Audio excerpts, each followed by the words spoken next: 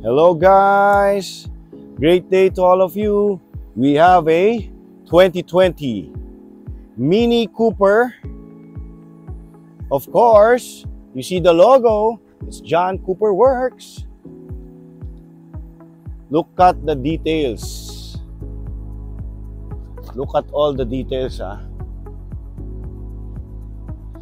British sign, di ba? British flag. Dito.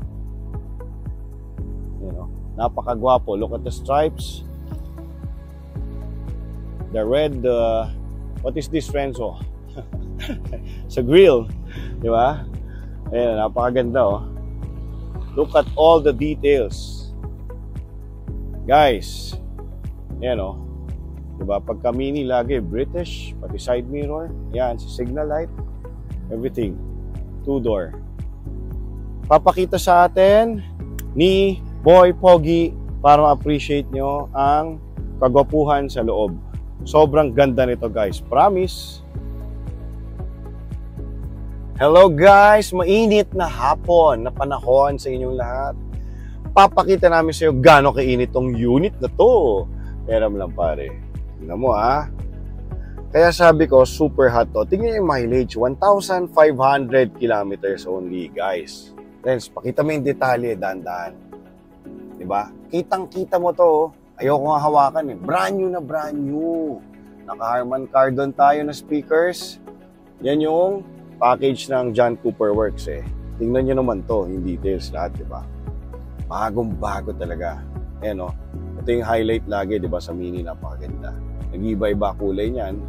Diba? Naka-plastic pa to, guys, ha? Naka-plastic. Ito yung start-stop button. Nandito na yung automatic off natin. Tapos, ito yung park sensor. Nandito yung gagawin natin sport mode para John Cooper Works later. Tingnan nyo, diba? Bagong-bago yan, guys. Friends, pakita mo. Nandiyan ka na rin. Pakita mo yan. Naka-original Mini tayo. Medyo madumi lang. Diba? Ito, tignan nyo yung trimming ng puwan. Original. Napakaganda.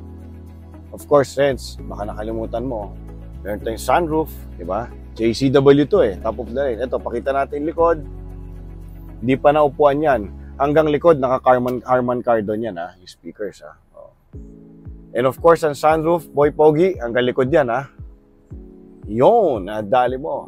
Ngayon, mga pare, papakita ni Renzo sa inyo yung montage para mas ma-appreciate nyo gaano kabago talaga to, guys. Yung may-ari nito is a very good friend of mine.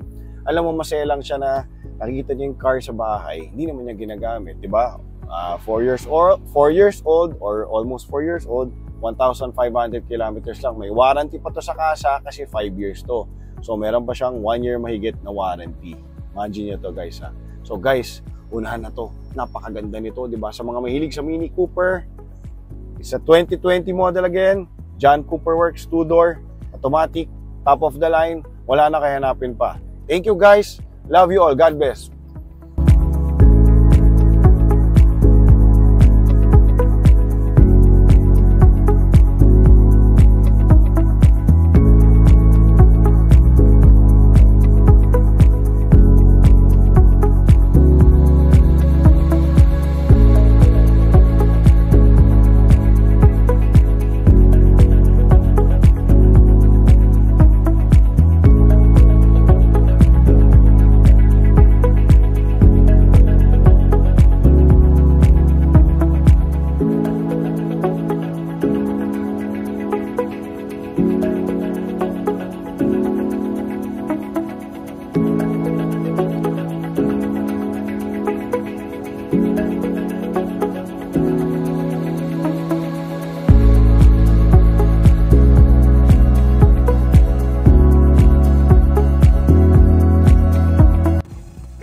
Video tayo ulit.